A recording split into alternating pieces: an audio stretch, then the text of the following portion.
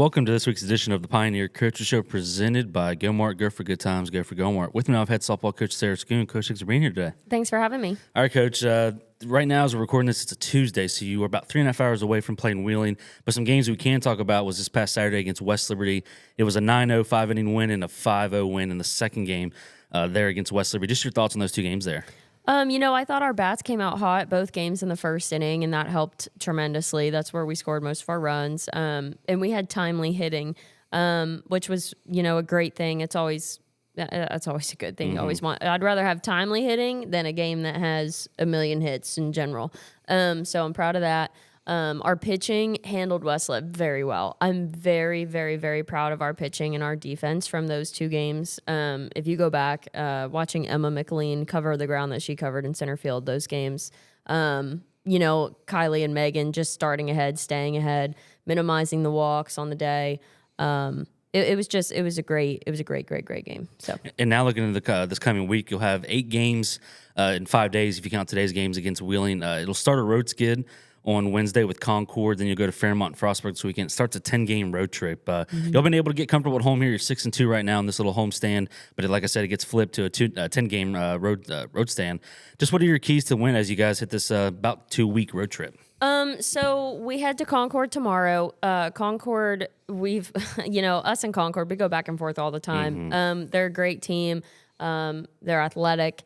Then we'll see Fairmont and Frostburg both. Again, great teams. And there's no problem playing on the road as far as when you look ahead, all your big games in postseason, those aren't at home. Yeah. So there's nothing that shies us away from playing on the road. Of course, we love playing at home. We love being at the Doug.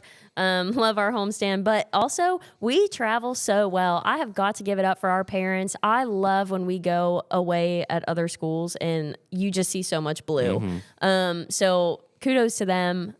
But yeah, we just, got to keep our heads down, got to keep working hard. There's some things that we have to work on this week. We're going to see, really good pitching coming up here on these next 10 games. I'm excited for that, see how our hitters battle. I'm excited for our defense to see different teams now. We've played the majority of the South now twice, so we really won't see them again.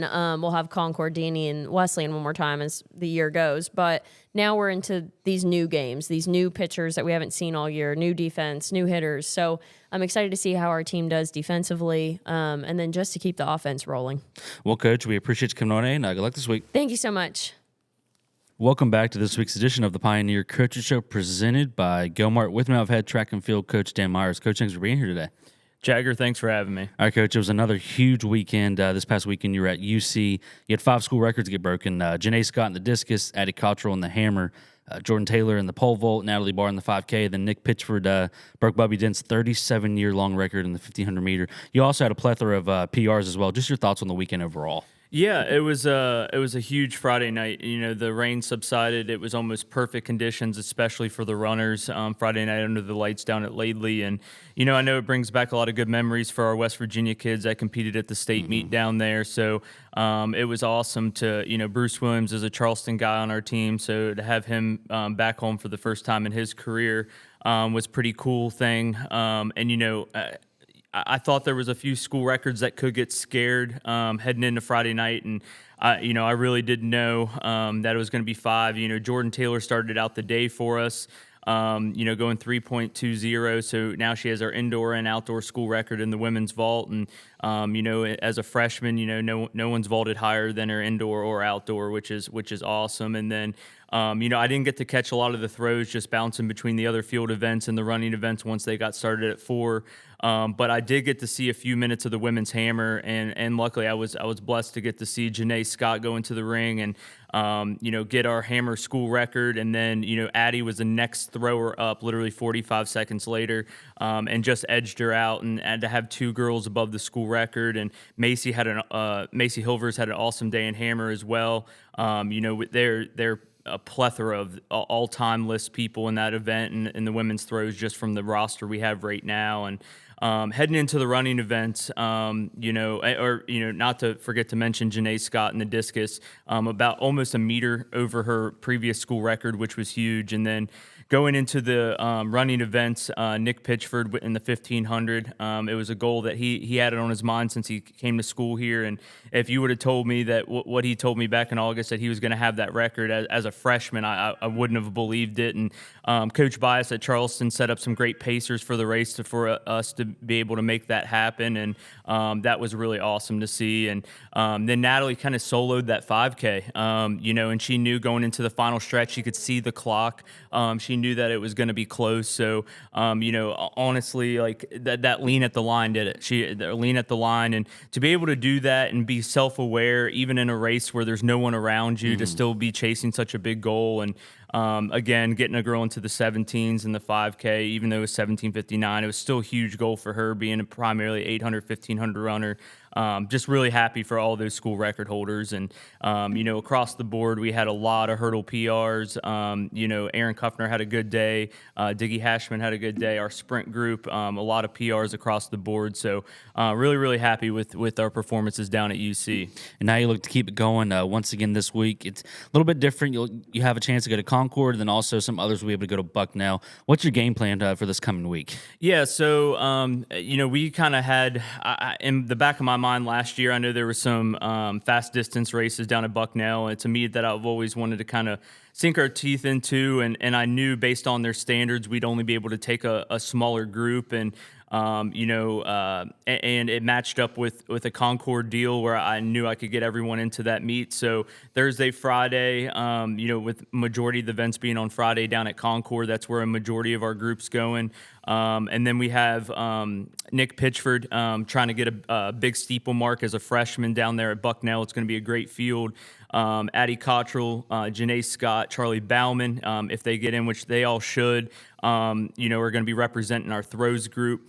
Pat Riley in the 10K, hopefully. That's one of the toughest events to get into at Bucknell. So we're hoping we can get him into one of the sections down there, and then Natalie in the 800. So we're going for a big 800 this weekend, and we're really excited to see where things land. But it's going to be a hectic week travel wise. But I know at this point of the season, as we wrap up these last 2 regular season weeks, this is something that's going to be big. Whether you're competing at Concord or Bucknell, it's a big weekend for the program, and we hope to keep our foot on the gas here.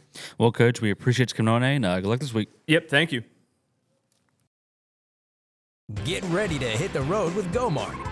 Each month, we're featuring a special item to fuel your journey and score you bonus reward points in our Road to Rewards promotion. Each purchase earns you a token, so load up and keep cruising toward big rewards. Plus, the top 25 token earners each month will receive 5,000 additional bonus reward points. Check the GoMart app to see this month's featured item. And as always, earn additional savings on products store-wide with reward member exclusives. Go to GoMart.com for more details.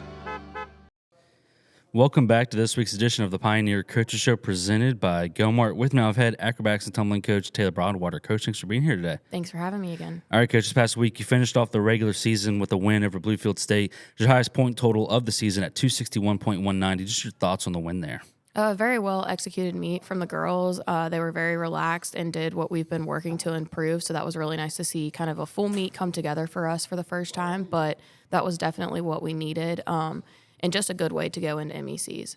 And now coming is the postseason. You finished second in the MEC at 5-1 in the league.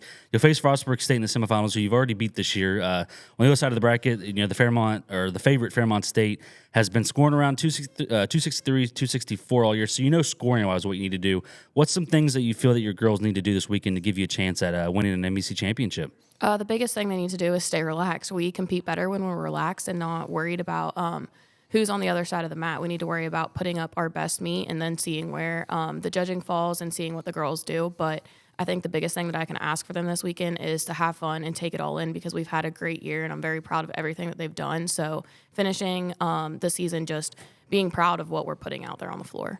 And then in all of this, you'll also be competing for the championships and events with the MEC event finals. You won 3 last year. How do you feel about the events as you roll into it this year? I'm very confident in what my girls bring to the table this year. Last year was a good year for us, but this year, obviously, expecting bigger things just because they've improved. They're a great team this year, so I would love to bring home some more titles. But again, just doing what we're capable of doing is what I'm looking for. Well, Coach, we appreciate you coming on and good luck this week. Thank you so much.